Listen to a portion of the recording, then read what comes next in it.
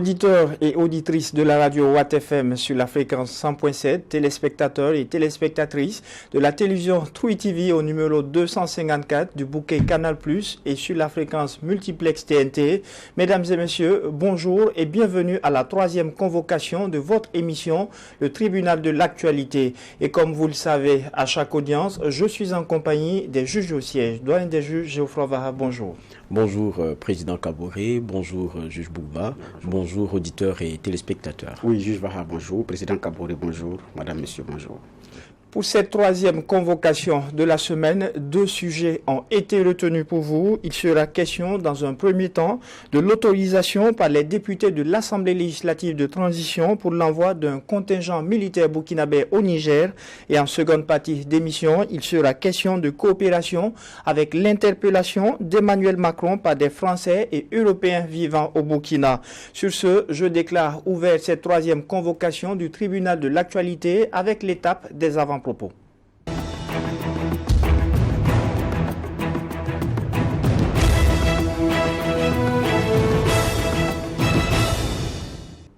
Juge Bougba, qu'est-ce qui retient votre attention pour la présente convocation? Merci. Ce qui retient notre attention, ce sont les inondations, ce qui s'est passé au Maroc avec le séisme qui a ébranlé en tout cas l'humanité, avec les dégâts, les victimes humaines et tout. Et aussi la solidarité et la compassion internationale qui s'est exprimée vis-à-vis du Maroc. Il y a aussi la Libye, dont une bonne partie aussi a été engloutie par des eaux. Là, on en parle moins. Bon, je ne sais pas si c'est sélectif ou pas. En tout cas, on a vu la vidéo émouvante de cette Libye qui nous dit que l'Occident ne sert que ceux qui le servent. Bon. Maintenant, c'est aussi l'expression de la solidarité africaine. Après le séisme en Turquie, on a vu les formes de solidarité qui se sont déployées. Il y en a qui ont envoyé des hommes, d'autres ont envoyé de l'argent. Le Sénégal, par exemple, c'est le milliard qui a été envoyé en guise de soutien. La Côte d'Ivoire, c'est le demi-milliard. On se rappelle que plusieurs pays avaient manifesté leur solidarité. Ici, en tout cas, vis-à-vis du Maroc, en dehors pour le moment de communiquer de soutien aux premières heures, il y a moins de... En tout cas, ce qu'on constate, c'est qu'il y a moins d'expression en termes de soutien moral, financier et tout. Alors que le Maroc aussi, c'est l'un des partenaires privilégiés de plusieurs pays africains, surtout les pays subsahariens comme le nôtre. Maintenant, la réalité, c'est que c'est un pays qui détient un bon point aussi des économies. Ce n'est pas peut-être un échange beaucoup plus gagnant-gagnant, mais c'est aussi un pays qui règne sur le plan économique. Par exemple, en Côte d'Ivoire, le Maroc a surclassé la France en tant qu'investisseur, et dans beaucoup d'autres pays, donc qui sont dans le transport, les banques, que ce soit dans plusieurs domaines ou le commerce, c'est ça aussi la réalité des faits. Mais quoi qu'il en soit, c'est un pays africain, et cette solidarité, cette fraternité doit être beaucoup plus matérialisée dans les faits et dans les gestes. Mais la réalité, c'est que c'est un Maroc qui est aussi sélectif dans les dons qui sont apportés, qui se donne également le droit ou le devoir de refuser les dons de certains pays pour ne pas s'encombrer d'un certain nombre de choses, donc qui a refusé aussi ça. Est-ce que c'est pour cela? Je ne pense pas. Mais quoi qu'il en soit, que ce soit la Libye et le Maroc, en tant qu'Africains, je pense que nous devons faire plus preuve de solidarité et de compassion en actes et en parole. C'est ce que j'avais comme avant-propos. Alors, juge Vaha, qu'est-ce qui retient votre attention ce matin? Oui, merci Président. Ce qui retient mon attention, c'est le point de presse qui a été animé par la famille de Django. Et c'est comme ça qu'on l'appelait, ce Kogleogo, bien connu dans la région du Fada, qui a été enlevé il y a maintenant en gros 5 mois. Et évidemment, il est père de 18 enfants. C'est difficile pour une famille de voir que on n'a plus de nouvelles de son père. Parce que des hommes en uniforme sont arrivés peut-être un soir et l'ont emmené. Donc depuis Moussa Tiombiano, pas de nouvelles. Et ils disent qu'ils avaient soumis au niveau de la gendarmerie un avis de recherche. Après, ils sont allés au TGI de Fada pour essayer de donner une suite judiciaire à tout cela, puisqu'ils n'ont aucune information sur là où se trouve leur père ou leurs parents.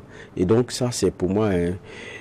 c'est clair que c'est un sentiment qu'on peut partager et c'est une souffrance face à laquelle on ne peut pas être insensible. en tout cas, parce que c'est difficile qu'on ait un proche qu'on vienne enlever comme ça un soir. Il dit c'est des hommes en uniforme, armés, dans un véhicule qui n'était pas immatriculé, qui sont venus et qui l'ont fait. Et donc, du coup, après avoir tapé à toutes les portes, ils s'en remettent maintenant au chef de l'État et se dire, est-ce qu'il peut s'impliquer pour qu'il puisse avoir le clair mot de tout ça. Et quand on les entend, parce qu'ils disent, qu'on leur dise, si d'aventure il a été pris parce que il y avait des informations le concernant pour être proche des terroristes ou qui pourraient aider aussi dans la lutte, c'est selon que cela soit dit. Mais quand on écoute l'argumentaire, c'est comme si il y a un genre de conviction aussi que ceux qui sont venus le prendre, c'est pas forcément des terroristes ou quoi que ce soit, c'est plutôt dans notre parti République. Donc, dans les explications, on a en tout cas comme ce sentiment. Mais en même temps, pour moi, derrière, ça suscite beaucoup de questions. Dans des partis, c'est vrai, qui sont sous contrôle, lorsqu'on entend encore parler d'arrestation ou qui ont plutôt l'air d'enlèvement, ça devient pour moi très difficile et ça donne lieu à beaucoup d'interprétations quelquefois quand des éléments similaires interviennent sur un autre individu. Parce que vous avez d'autres cas où après on a fait un communiqué pour dire que la personne se retrouve dans tel dans tel commissariat ou quoi que ce soit, alors que la procédure par laquelle il a été interpellé suscite beaucoup de questionnements. Donc dans ce cas de figure, je pense que ça devient un peu compliqué. Parce que les citoyens qu'on est, ça veut dire que si ça peut être des malfrats, ça peut être des gens de notre acabit qui viennent et qui prennent quelqu'un, on se posera la question, qui est venu le prendre? C'est nos forces ou bien c'est quelqu'un d'autre? Alors que pour moi, la question là ne devrait pas se poser parce que ça doit être clair lors des interpellations. Maintenant, pour revenir au cas de Django, il faut dire aussi qu'il y a beaucoup de questionnements derrière. C'est clair que la famille, elle est, face à ce qui s'est passé, elle est perdue. Mais il y a beaucoup de questions, puisque dans la même ville, je pense qu'il y a un LH qui avait été enlevé, l'affaire avait fait beaucoup de bruit, et puis il a été relâché en plein Ouagadougou. Donc c'est peut-être ce qu'ils espéraient aussi pour leur père. Mais bon, ils attendent toujours des nouvelles. On espère que des nouvelles ils en auront, parce que de mémoire, ceux qui ont entendu parler de Django, c'était un Congolais, donc c'est dans la lutte aussi contre le terrorisme, contre l'insécurité. On s'est dit qu'il y a apporté quelque chose, il mériterait qu'on se penche sur son cas. Pour ceux qui nous prennent en marche sur Watt FM, vous faites bien de nous suivre car vous êtes à la 3e convocation du tribunal de l'actualité. Et pour le premier sujet, après son adoption en Conseil des ministres, les députés de l'Assemblée législative de transition ont donné hier leur quitus pour l'envoi d'un contingent militaire burkinabé au Niger. Alors, juge Vaha, déjà, c'est sans surprise que les députés de l'LT ont donné leur accord. Non, moi je ne dirais pas sans surprise. Si c'était sans surprise, ça ne serait même pas passé là-bas. Je pense que ce que l'on attendait, c'est les débats autour. Et puis, je veux dire, qu'est-ce que ça impliquait d'y envoyer un contingent. Et puis, après, quels sont les garde-fous qu'on met? Parce que quoi qu'on dise aussi, c'est des Burkinabés qui iront sur un autre sol pour un combat dont il faut aussi expliquer les tenants, les aboutissants, les enjeux. Et peut-être pour les citoyens lambda, pour ceux qui avaient encore quelques réticences, qu'au regard du débat et des éléments qui sont donnés, des clés de lecture, on se dise bon, ok, il y a quand même à se dire que c'est d'intérêt et c'est difficile de faire autrement puisque on a un avenir qui est lié à ce qui est en train de s'y passer. Maintenant, vous dites sans surprise, peut-être c'est parce que la plupart des éléments qui passent aussi à l'ALT, quand vous regardez, c'est des éléments majeurs avec une forte portée par le gouvernement lui-même et son président en tête, c'est difficile de voir que ça ne passe pas ou que ça ne fasse même pas l'unanimité. Donc, oui, ça a été voté à l'unanimité, on l'a tous constaté. Maintenant, il y a peut-être le petit bémol, c'est qu'ils avaient voulu 6 mois, ça a été ramené à 3 mois renouvelables. Bon, là aussi, il y a des éléments peut-être à voir.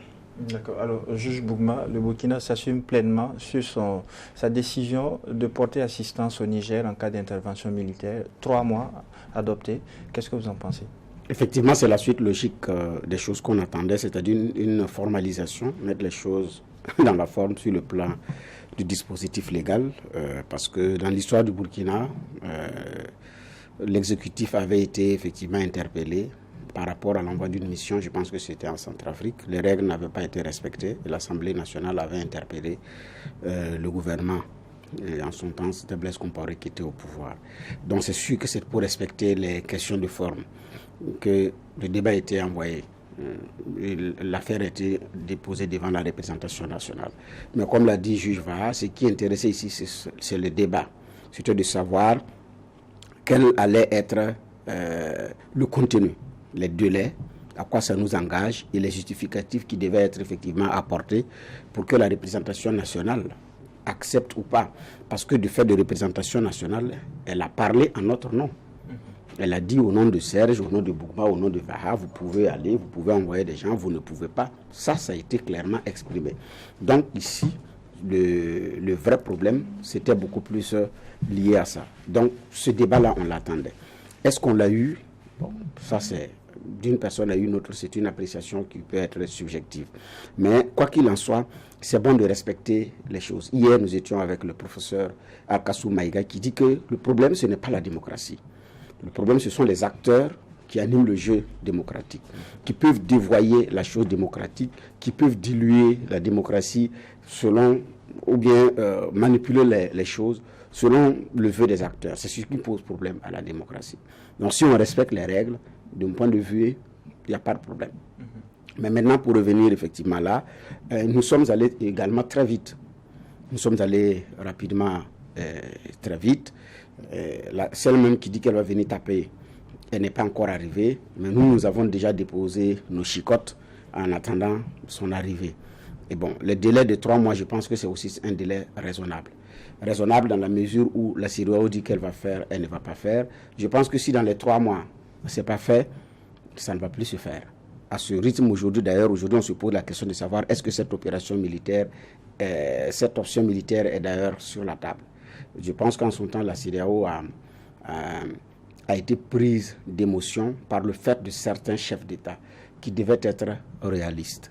L'application déjà, la mise en branle des mesures, des sanctions économiques pesait déjà lourd sur les épaules des Nigériens. Et beaucoup de Nigériens n'étaient même pas d'accord avec ce coup d'État dont on peine à trouver les vraies raisons. Ils n'étaient pas d'accord avec les putschistes. Mais en même temps, ces Nigériens ont dit, ça c'est notre problème. Mais vous ne pouvez pas venir sous prétexte que vous voulez rétablir Bazoum, venir taper le Niger avec des dégâts collatéraux qui pourraient revenir et qui disent, bon, si c'est comme ça, c'est vrai qu'on ne sommes pas d'accord avec le général et ses hommes, mais nous ne sommes pas aussi d'accord avec ceux qui viennent. Donc finalement, la donne change. Voilà. Donc je pense que la pression diplomatique, la pression économique pouvait créer également à l'intérieur des gens qui allaient beaucoup plus porter la lutte contre cette aventure de la CEDEAO, cette aventure dans le cadre du coup d'État. Mais non, la CEDEAO est restée dans le tout militaire. Mais elle aussi, elle a été plombée.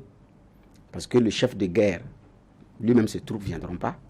Parce que là-bas, le dispositif démocratique permet à un Sénat, à un organe qu'on appelle le Sénat, de se prononcer. Et donc, il s'est prononcé en défaveur de l'envoi des hommes. Donc, le chef de guerre lui-même n'a aucun élément pour venir composer la troupe. Le reste, il faut compter maintenant sur des pays amis et ou volontaires qui sont effectivement prêts à le faire.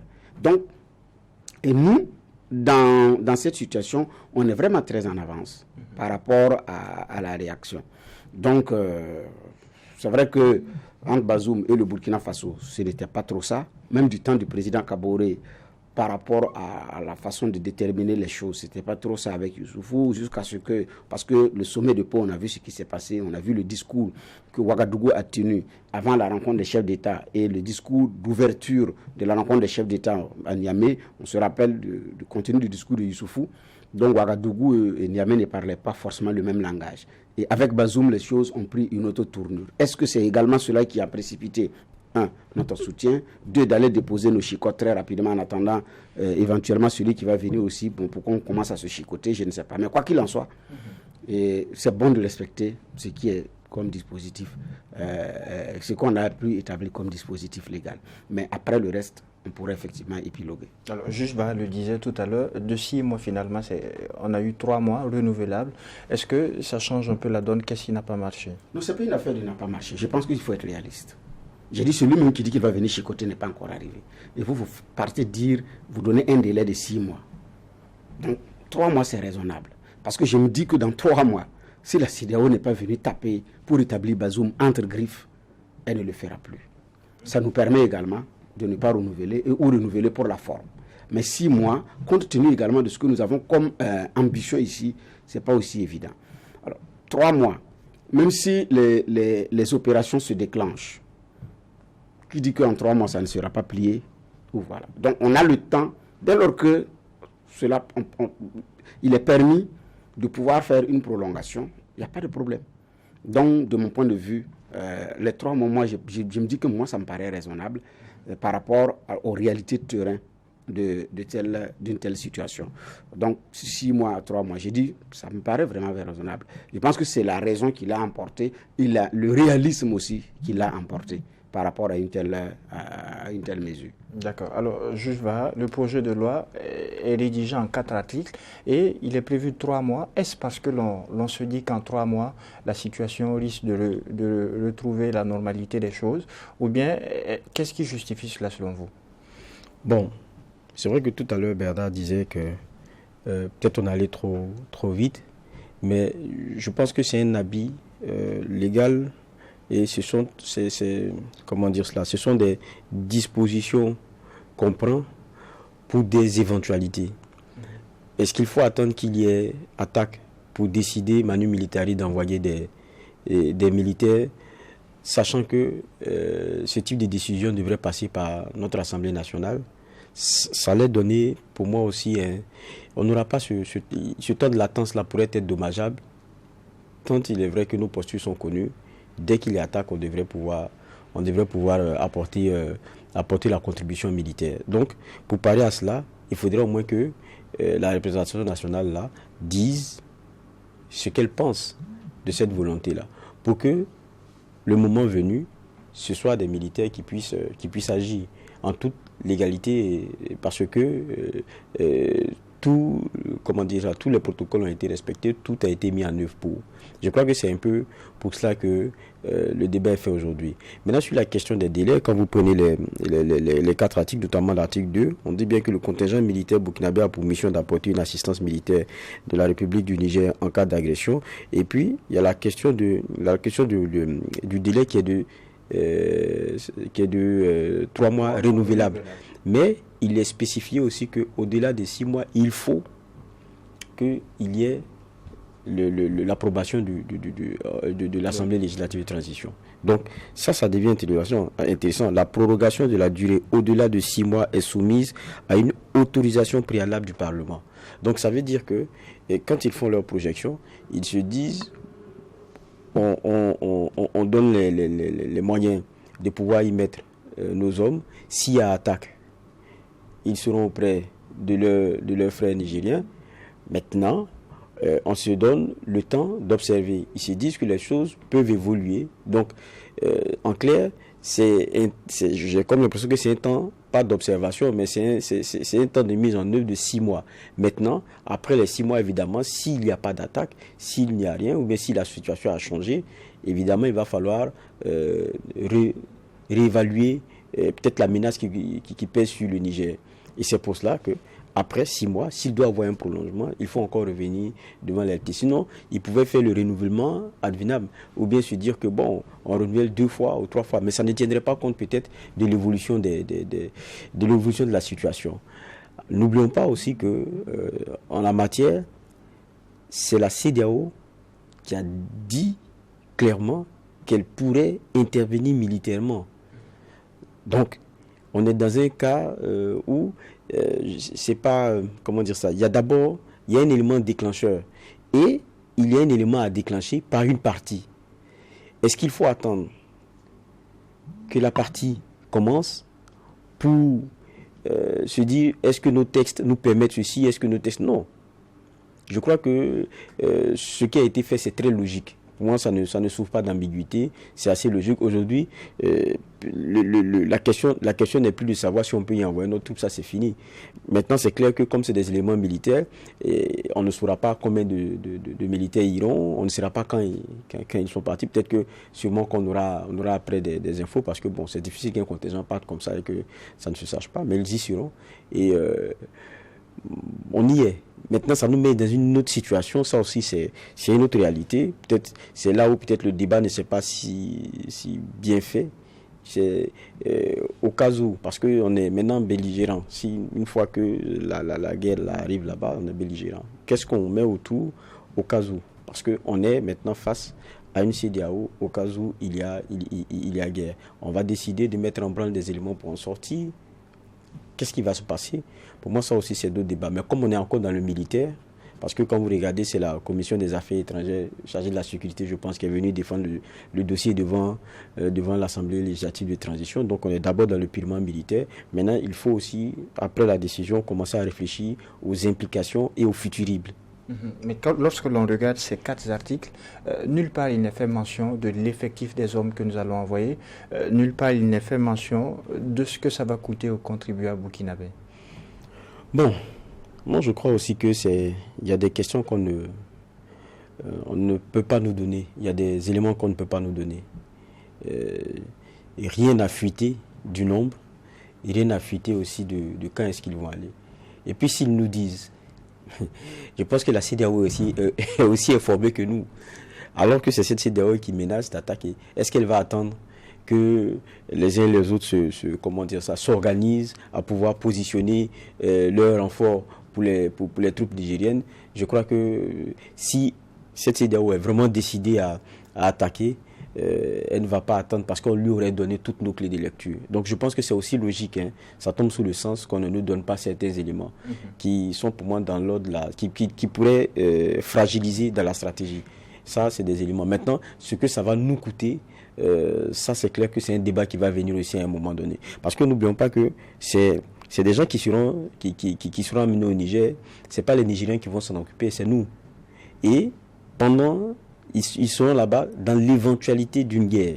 Ils seront là-bas dans l'éventualité d'une guerre pendant d'abord 3 mois et puis avec la possibilité d'un renouvellement. Et ça, ils n'attendront pas ici et puis quand on apprendra que le Niger est attaqué, ils vont aller. Ça ne sera pas comme ça. Alors, juge Bougma, il ne faut pas attendre l'intervention militaire avant d'interroger notre arsenal juridique par rapport à la possibilité d'y aller ou pas. C'est l'avis du juge Vaha. Est-ce que vous partagez ce point de vue? Oui, ça, je suis d'accord qu'il faut prévenir. Parce que si, par exemple, les hostilités démarrent demain sur le plan dispositif réglementaire, vous n'êtes pas prêt, vous faites quoi? Donc, certainement, le Burkina agit en anticipation. Quand j'ai dit que nous sommes plus en avance par rapport aux autres pays, effectivement, c'est parce que nous sommes...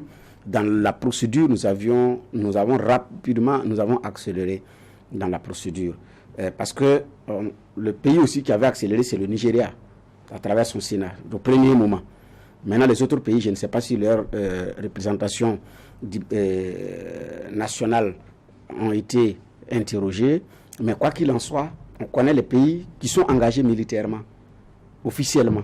C'est le Bénin, c'est le Nigeria, c'est le Bénin, le Sénégal et puis la Côte d'Ivoire. Les autres pays, c'est vraiment du bout des lèvres, mais qui acceptent d'appliquer les sanctions économiques.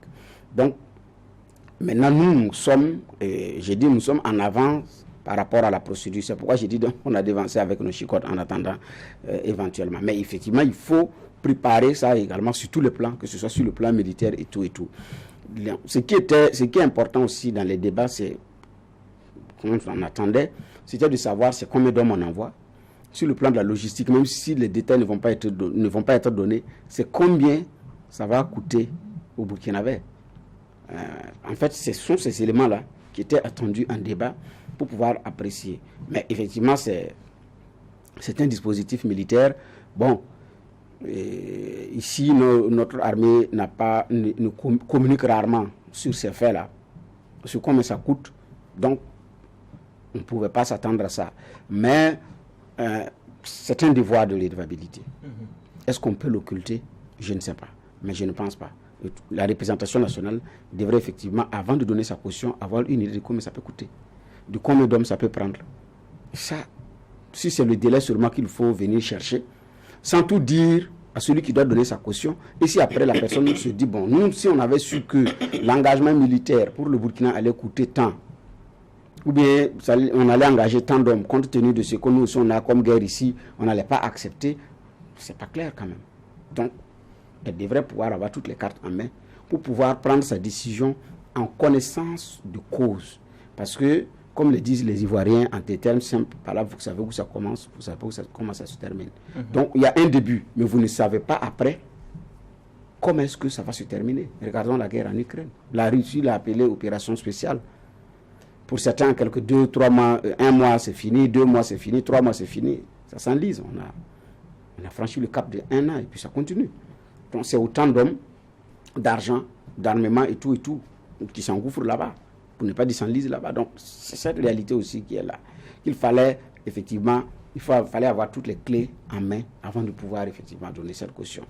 Mais pour écourter à 3 mois et demander que le renouvellement passe par la représentation nationale, je pense que en tant que pouvoir à part entière, comme l'exécutif et le judiciaire, l'Assemblée nationale, la représentation nationale veut avoir également de la souveraineté sur ses décisions. Veut, comment on appelle ça, s'arroger son rôle de contrôle et dire, ce sont mes prérogatives, vous êtes venus, vous avez demandé 6 mois, je vous donne 3. Et je vous dis, j'ai la possibilité après, mais pour renouveler, il faut que ça revienne passer par moi. Donc, c'est aussi une institution qui veut savoir quel compte et qu'elle n'est pas une caisse à résonance ou on dit un passoire ou une passoire. On dit une passoire ou un passoire. Un passoire. Ou un passoire, excusez-moi, ou un passoire pour le gouvernement pour qu'on n'ait pas l'impression que dès que ça vient du gouvernement, c'est exécuté. Je pense aussi que c'est cette souveraineté ou cette indépendance dans l'agir que la représentation nationale veut donner en écourtant les délais et en disant comment est-ce qu'il faut le faire. C'est pourquoi j'ai dit ça paraît raisonnable compte tenu de ne sait pas combien d'hommes vont aller et combien ça va nous coûter. Et l'approbation donnée par nos députés de l'ALT, ça intervient à un moment où les tensions sont palpables entre Niamey et Cotonou. Niamey qui en veut à Cotonou pour avoir réceptionné un contingent militaire français, du matériel, ainsi que des hommes de la CEDEAO. Qu'est-ce que vous en pensez, juge Vara? Bon, c'est clair que dans ce j'ai pas dit le mot jeu, c'est pas bon. Dans cette atmosphère-là, il est pas seulement fait de suspicion, mais il est fait d'observation. Vous regardez, ça bouge, les lignes sont en train de bouger de l'autre côté. Il y a un genre d'épée de Damoclès que vous avez sur la tête, parce qu'il y a la possibilité d'une intervention militaire. Et quand on prend du côté du Ghana, il y a eu la rencontre de ce que nous avons comme hiérarchie militaire au niveau de l'espace CEDEAO. Et ils ont dit, tout est calé, tout est fin prêt, il ne reste que le jour de l'attaque. Et vous les entendez, vous les voyez en train d'affiner certains éléments sur le plan militaire. C'est difficile de ne pas penser qu'ils sont en train de faire les derniers réglages pour une intervention. En tout cas, si vous êtes à la place aujourd'hui des autorités nigériennes, bon, vous n'allez pas regarder ça et puis avoir d'autres interprétations. Donc c'est clair que cela crée un froid entre le Niger et son voisin. Parce que de façon très claire, son voisin est en train de servir de couloir dans l'intrusion nigérienne. Donc ça, c'est une inquiétude qui est forte. Maintenant, pour revenir un peu sur ce que Bernard disait, Bernard a raison aussi de dire que, bon, on a préparé la chicotte. Est-ce que c'est pas un peu tôt? Quand on regarde, on a signé il n'y a pas longtemps l'engagement des pays du Sahel, qui dit clairement que si l'un des pays est attaqué, les autres viendront. Ça, par exemple, on n'est pas passé outre mesure. Hein, c'est nos chefs d'État qui se sont engagés directement à cela. Mais est-ce que cela n'impliquait pas déjà des envois militaires sans passer même par une Assemblée nationale? Parce que ce qui a été signé est très clair. C'est que lorsque l'un des pays est touché, nous y allons. Deuxième élément. Quand on prend le cas du Mali, vous avez souvenance, sous Bazoum, le pays qui était vraiment en chaîne faïence avec le Niger, c'était bien le Mali. On avait souvent des passes d'armes, on avait des propos et des invectives qui fusaient de toutes parts. Mais sur la question nigérienne, regardez jusqu'à présent, le Mali n'a pas le lead. dans l'engagement militaire à ses côtés. C'est le Burkina qui l'a. C'est là où peut-être la question de Bernard, pour moi, elle est aussi intéressante. On a l'impression qu'on est beaucoup plus dans la dynamique de l'envoi militaire que le Mali, qui s'exprime un peu trop peu là-dessus, je trouve. Et qui, si cela devrait arriver, je me pose la question de savoir pourquoi est-ce que ce n'est pas forcément un gros débat là-bas. Ça, c'est pour moi une petite question. C'est vrai, il y a l'engagement qui est pris. Nous, on est en train de mettre toute la forme déjà parce qu'on y est. Et c'est sûr qu'on y aura des militaires peut-être bientôt. Mais quand on regarde la partie malienne, moi, je ne sens pas. Alors que c'est un trio. Donc, ça donne l'impression d'être... vous savez, quand on dit que vous êtes pressé, ce n'est pas parce que vous allez vite ou bien que vous bouillonnez. C'est parce que les autres peut-être sont moins... c'est moins actif que vous sur la même question. Donc ça donne cette impression-là. C'est la petite lecture que je voulais partager sur ce que disait Bernard. En tout cas, on sent le Burkina sur la question est très très engagé. Est-ce que les propos du ministre en charge de la Défense ne justifient pas peut-être cette prise de position du Burkina lorsqu'il dit que tout ce qui touche intrinsèquement à la sécurité du Niger touche également le Burkina? Le Mali le dit aussi. Le Mali le dit et le Mali l'a dit. Maintenant, à part c'est ce discours-là, concrètement, quand vous regardez ce qui est en train de se passer au Mali, si ce n'est l'acte qui a été signé récemment par les 3 chefs d'État et qui a été signé à Ouagadougou, dites-moi ce que vous sentez outre mesure. Ou bien peut-être que Goïta ne passera pas par son assemblée. Goïta fera peut-être comme ça a été fait en Côte d'Ivoire. Le président lui décide d'envoyer des troupes. Peut-être que ça se fera comme ça. Même si, quand vous prenez le cas de la Côte d'Ivoire, il lui a été opposé par l'opposition de ne pas respecter la constitution ivoirienne elle-même, notamment son article 104, qui dit que la déclaration de guerre, elle incombe à l'Assemblée nationale. Donc, là-bas encore, il y a un débat. On dit non, monsieur le président, vous ne pouvez pas prendre cette décision. Et peut-être que Goïta le fera. Maintenant, que disent les textes maliens là-dessus, ça, je ne maîtrise pas forcément. Donc, mais on ne sent pas le... C'est pas une question d'engagement, mais on n'est pas sur la même ligne dans la dynamique. Et on a l'impression que c'est le Burkina qui a le lead. Et ça nous... C'est quelque chose qu'on peut lire. Alors, juge Bougma, ce quitus donné par nos députés de l'ALT, ça intervient à un moment où les relations sont tendues entre Niamey et Cotonou. Qu'est-ce que vous en pensez?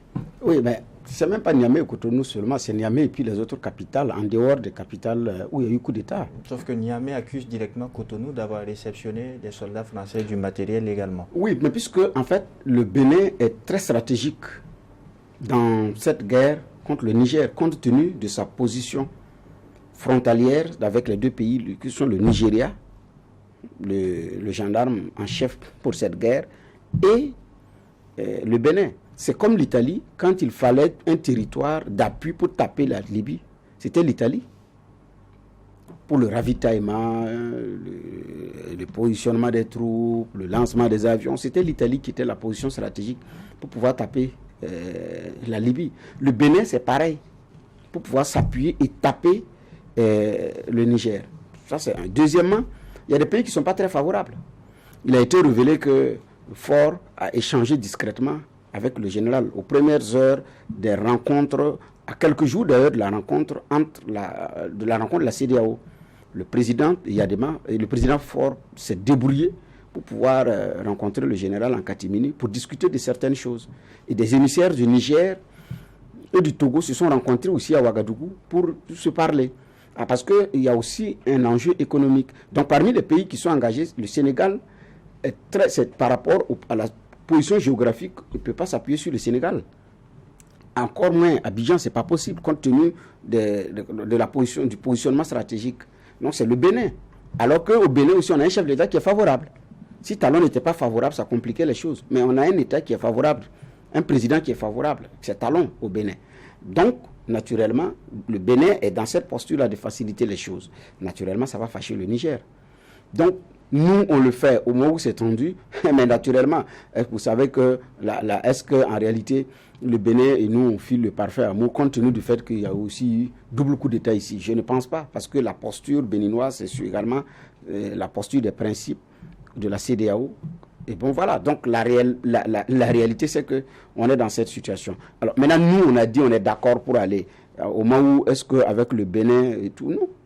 Parce que dès lors qu'on a fait le choix d'y aller, ça veut dire que nous, s'il y a les hostilités, les troupes burkinabènes ne vont pas faire le distinguo entre je suis un soldat du Bénin et je suis un soldat du Sénégal pour taper. Ceux également qui vont venir en coalition ne feront pas le distinguo pour dire, bon, avec ce pays-là, ça va. Non, je suis un théâtre d'opération. Donc c'est la même chose. Et le Burkina, en prenant cette décision, sait à quoi s'attendre, même vis-à-vis des autres États, en termes de conséquences et en termes de répression possible. Parce qu'au nom de cet engagement, des sanctions économiques ou des mesures de rétorsion pourraient être prises par la CEDEAO, donc qui n'a pas encore dit également son dernier mot vis-à-vis des pays qui sont engagés aux côtés du Niger. Donc c'est aussi à attendre. Et je dis bien, c'est pourquoi la représentation nationale, de mon point de vue, le contenu des débats était intéressant par rapport à une projection qu'il faut faire sur les éventuelles implications de notre, comment on appelle ça, de notre engagement. On devrait pouvoir savoir, en termes d'évaluation, les probabilités. Qu'est-ce qui pourrait se passer? Quelles pourraient être les forces et les faiblesses de l'engagement?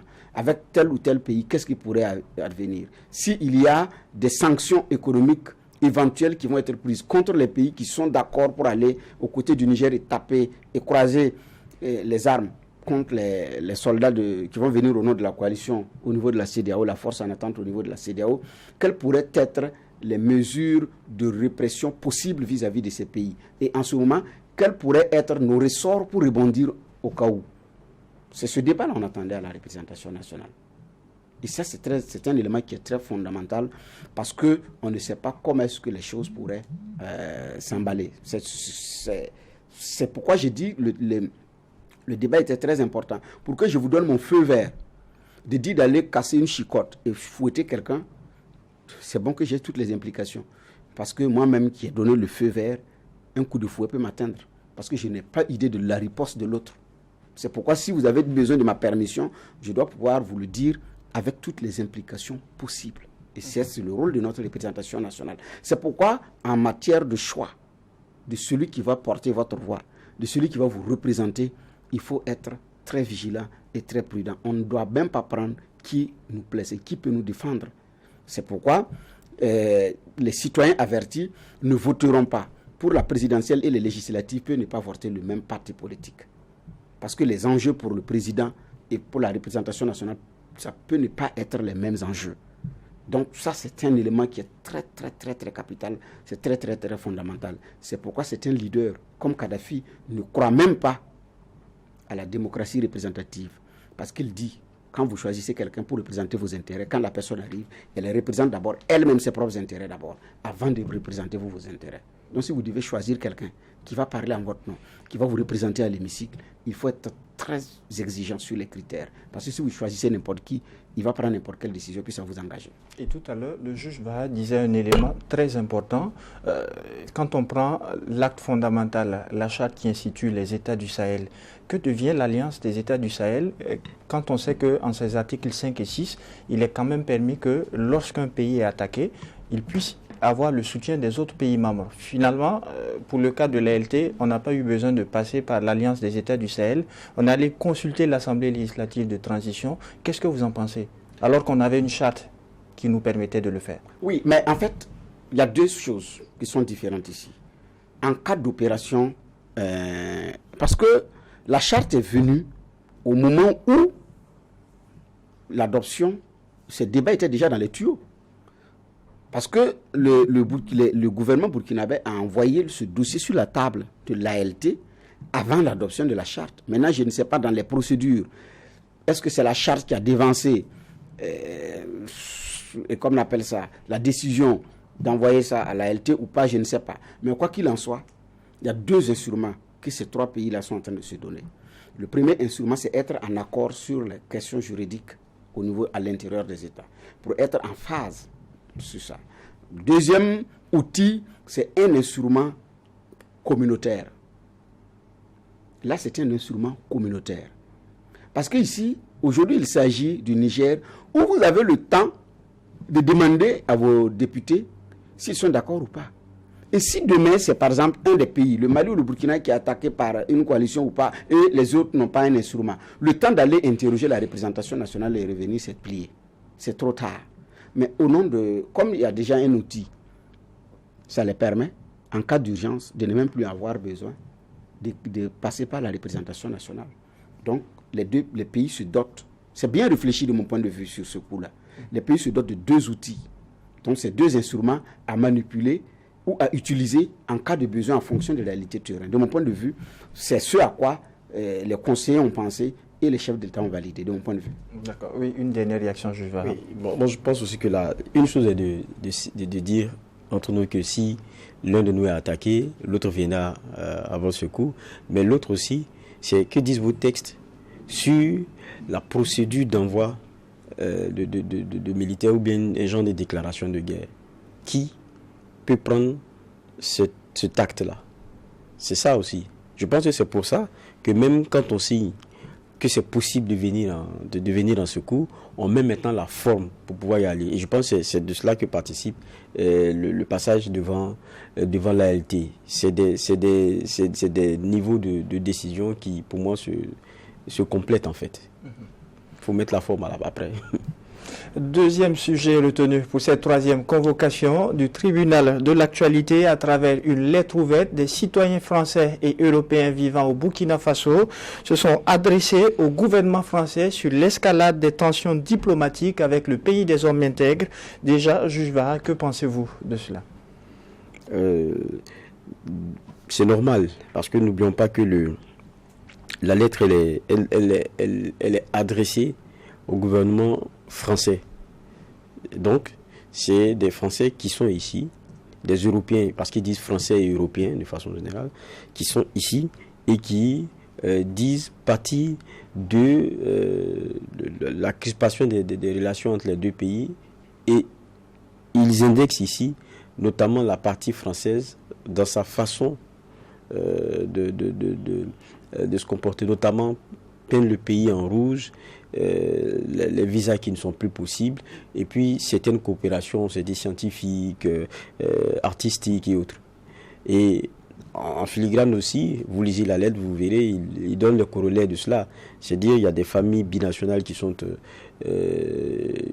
aujourd'hui disloquées, comme disent-ils.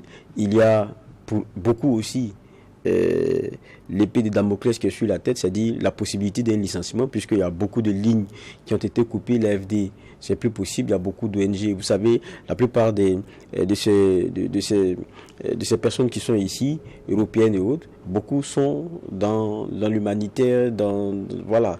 Et donc, quand il n'y a plus de lignes ou bien il n'y a plus de coopération, soit vous retournez, ou bien si vous restez, c'est fini. Donc il y a toutes ces réalités-là qui sont dépeintes.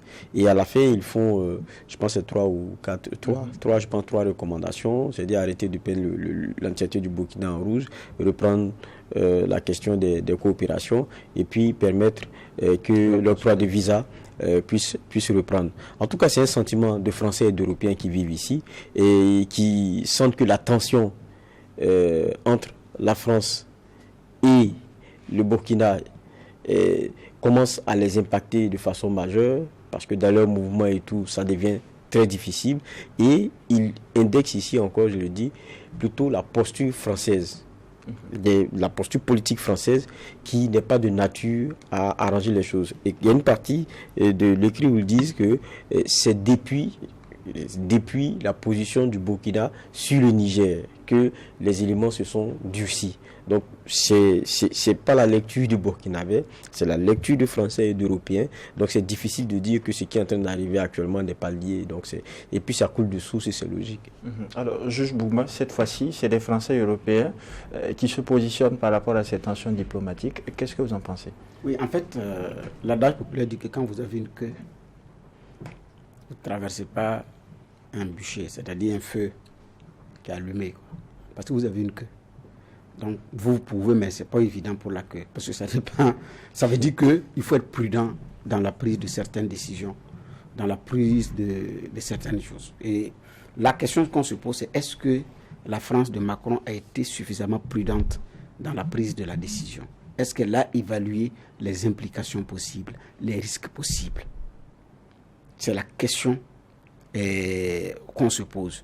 Mais effectivement, venant des citoyens français, ça, c'est révélateur de la situation. Parce qu'il y en a qui sont ici aujourd'hui, mais qui ont des problèmes. Parce qu'il y a des services qui vont fermer. Ça, au moins, c'est clair. Donc, pour les voyages, c'est compliqué. C'est la question qu'on se pose, mais qu'est-ce qui se passe? Bon, donc, et ces Français ont, et cette fois-ci, ça vient de Français, qui dit que c'est une décision, bon, en fait, je ne pense pas qu'il l'ait dit, mais ça, c'est comme si tu disais que c'est une décision hasardeuse. Parce que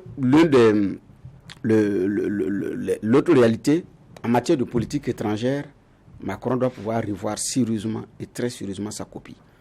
Parce qu'il ne facilite vraiment pas la tâche. Et le document parle d'hostilité diplomatique. Hostilité diplomatique. Le mot est lâché, et ça c'est vrai. On a l'impression que c'est une hostilité diplomatique. Regardons le fleuron du transport français en Afrique, Air France. Regardons comment est-ce qu'il y a eu la suspension des vols, au mépris des textes qu'ils ont signés ensemble avec les pays concernés. Les délais pour dire on va suspendre les vols sont clairement, il y a des délais à respecter. Mais elle est habituée à se lever du matin, un matin dire bon on arrête, et puis le lendemain dire on reprend. Elle a été habituée à ça au fil des ans, à telle enseigne que même ce qu'elle a fait adopter dans un document, elle n'a pas respecté ça. C'est quelle émotivité dans la gestion des choses pour des gens qui sont attachés aux principes et au respect des textes en la matière. L'autre aspect, quand on regarde le coup d'État qui a eu lieu au Niger et on regarde le comportement de la France sur le plan diplomatique, ça a étonné tout le monde. Tous les diplomates chevronnés disent sur ces questions, la France a tout faux. C'est parce que c'est au mépris des us et coutumes diplomatiques, ça ne se fait pas.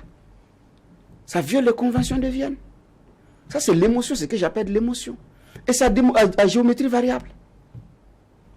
Il y a eu un coup d'État au Burkina, on n'a pas vu ce bandage de muscles. Il y a eu un double coup d'État chez nous au Mali. Il y a eu encore un au Gabon. C'est à géométrie variable. Donc, comment est-ce qu'on peut comprendre cette logique-là qui dit que c'est pour, elle dit clairement c'est des principes. Pourquoi est-ce que ces mêmes principes-là, on ne les applique pas dans les autres États et c'est seulement au Niger? Et vous voulez qu'on vous croie? Donc, ils vous diront que c'est les intérêts. Oui, mais justement, qu'elle accepte qu'on dise que c'est des intérêts. Mais elle dit non, ce n'est pas des intérêts, que c'est pour des principes. C'est là où je ne suis pas d'accord. C'est de dire on a des intérêts et c'est pour ça. Mais nous dit que c'est des principes, alors que si c'est principe pour principe, ce n'est pas vrai.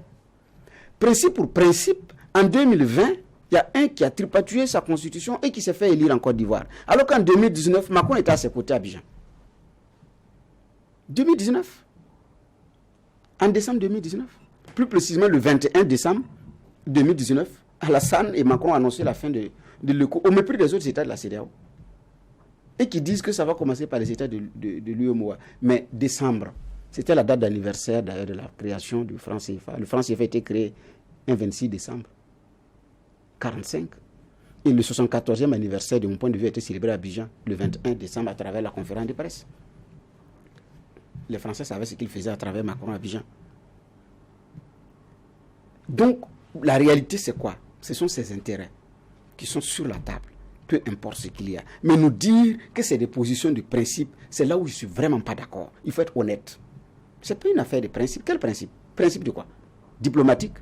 Mais pourquoi vous violez les textes au Niger sur les questions de diplomatie? Au Burkina, vous n'appliquez pas les mêmes principes. Au Gabon, vous n'appliquez pas les mêmes principes. En Guinée, vous n'appliquez pas les mêmes principes. C'est seulement au Niger que vous êtes réveillé un matin pour savoir qu'il y a des principes en la matière que vous respectez. Et au Tchad, flagrant. Mais pour revenir au cas du Gabon, le coup d'État du Gabon est venu après celui du Niger.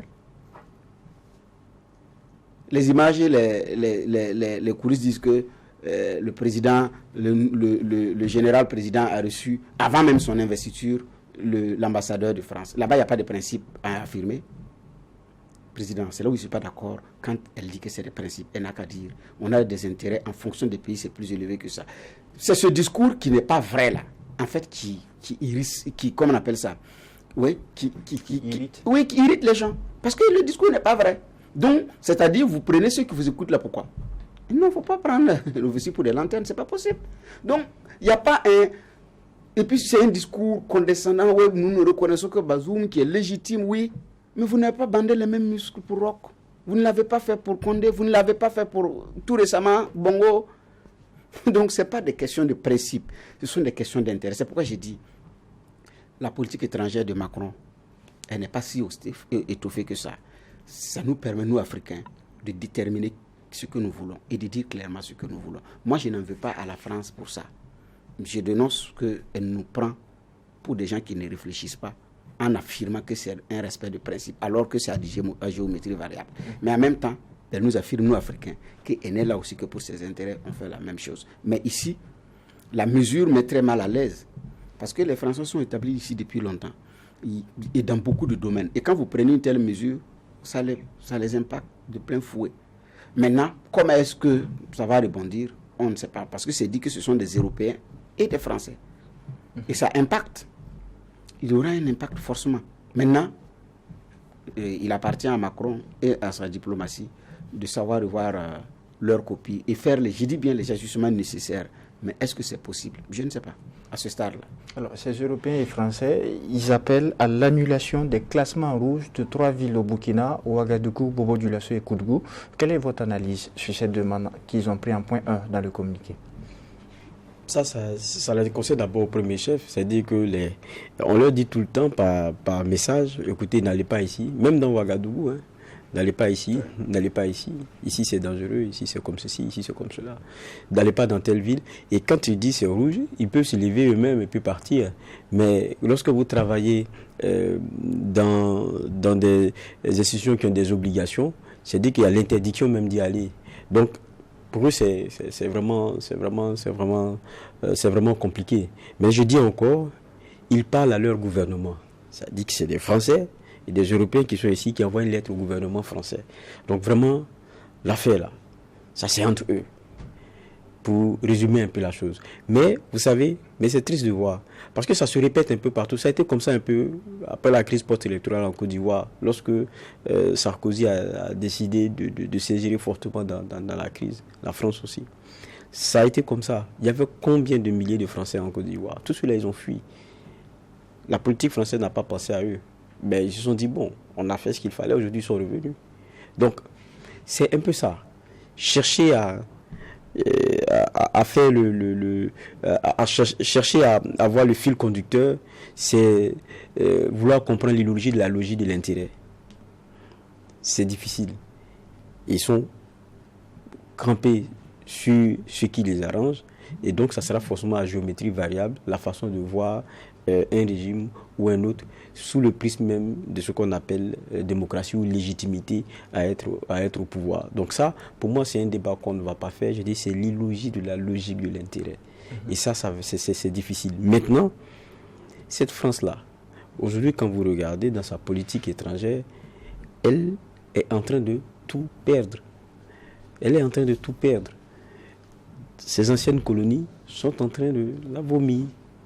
Vous êtes en train de... Ce qui s'est passé au Gabon, ça n'a pas commencé même avec le coup d'État. C'est l'ancien président même Bongo qui a commencé à leur tourner le dos. Quand vous prenez ce qui est en train de se passer dans nos pays, il y a eu une ingérence telle où on travaille à maintenir des personnes, à maintenir des individus qui sont quelquefois à notre solde.